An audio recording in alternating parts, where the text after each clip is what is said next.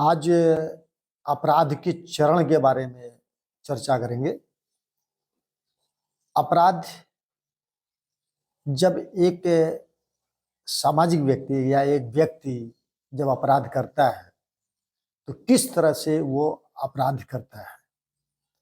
जबकि हम एक सामाजिक कार्यकर्ता के रूप में हैं, समाज कार्य के प्रोफेसर हैं, तो समाज कार्य के छात्र को ये जानना जरूरी होगा कि अपराध के किस किस प्रकार से चरण होते हैं या क्या क्रम होता है और कैसे व्यक्ति अपराध में संलिप्त होता है।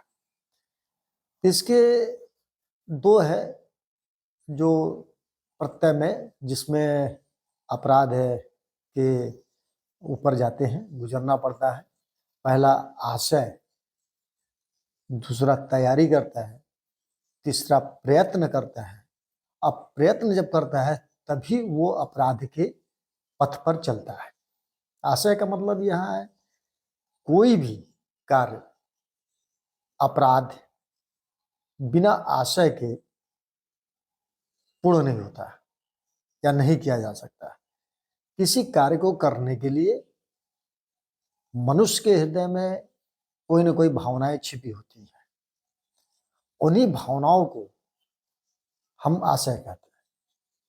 जैसे एक उदाहरण के रूप में, अगर किसी व्यक्ति को किसी के पाने की इच्छा हो और वो प्रयत्न कर रहा है लेकिन वो मिल नहीं रहा है, तो उसकी पहले तैयारी करता है, यानी उसके आशय यानी उसका फीलिंग्स होती है, उसकी भावनाएं होती है। और भावनाएं जब होती है तभी वो तैयारी करता है उस वस्तु को पाने के लिए। इसलिए आशय का ये है, तैयारी है अपराध करने के लिए। आशय के बाद वो प्रिपरेशन करता है, यानी उसके सोच में पैदा होता है, उसकी भावनाएं जागृत होती है कि मुझे अब ये वस्तु चाहिए। और जब चाहिए तो उसका अभिप्राय होता है कि वो पूर्ण करे, पूर्ण रूप से वो उसको लेने की इच्छा होती है। एक तरह से मान लीजिए हमको मोबाइल लेना है और मोबाइल लेने के लिए आशा तो है, फीलिंग्स तो है, भावनाएं हैं, लेकिन उस भावनाओं में मेरे पास पैसे नहीं है, आर्थिक स्थिति से हम मजबूत नहीं है और चाहिए जरूर, एक प्रबल इच्छा जागृत हुई, तो उसके लिए प्रिपरेशन करेगा किस तरह से हम ये मोबाइल लें, कैसे हम पाए, और उसी के अनुसार वो तैयारी करता है। अब जब तैयारी करता तभी अपराध करता है।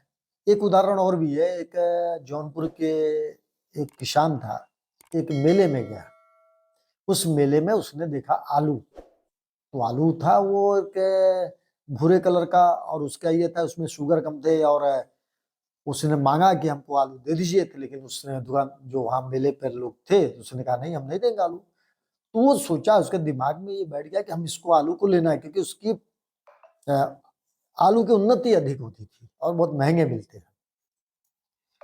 तो वो आलू का एक टुकड़ा जो है जब दुकानदार इधर उधर हटा तो उसने, वो किसान जो है वहां से उठा दिया, और उठाया तो वो लाकर फिर, यानी आशय हुआ, आशय से फिर प्रयत्न किया, उसने आलू चुराया। आलू चुराया तो फिर उसने आलू का खेती किया, और उसका परिणाम ये हुआ ना कि उसको एपीजे अब्दुल कलाम राष्ट्रपति ने भी उसको बुलाया। उसने साफ कहा कि हमने आलू चोरी किया। आशा ये था कि वो आलू को और ज्यादा उपजाऊ करना चाहता था, लेना चाहता था, मार्केट में ले जाना, लेकिन अपराध किया जरूर। लेकिन अपराध में किया तो अब उसने कबूल एक्सेप्ट कर लिया कि हमने अपराध किया, समाज ने भी एक्सेप्ट किया, चलो भाई ये अच्छे कार्यों के लिए किया, तो इसलिए वो अपराध की प्रवृत्ति में नहीं जाएगा। लेकिन अगर हम किसी की मोबाइल अगर लेकर जाते हैं और वहां से उसको हम उठा ले जाते हैं, प्रयत्न किए, कोशिश किए, तो अपराध की श्रेणी में आता है, तब वो अपराध के उसमें सिलसिले में जाता है।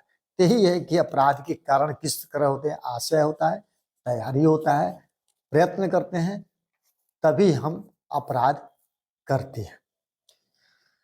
किसी अपराध को करने के आशय के कुछ कार्य होना चाहिए, यानी एक दिमाग में एक भावनाएं उत्पन्न होनी चाहिए, और उस भावनाओं को पूर्ण करने के लिए अगर सीधे तरीके से यानी ईमानदारी से अगर कर ले तो वो अपराध नहीं है। लेकिन हम किसी अमर्यादित, अव्यवस्था, असामाजिक तरीके से अगर हम उसको पाते हैं, लेना चाहते हैं, तब वो अपराध की श्रेणी में आता है।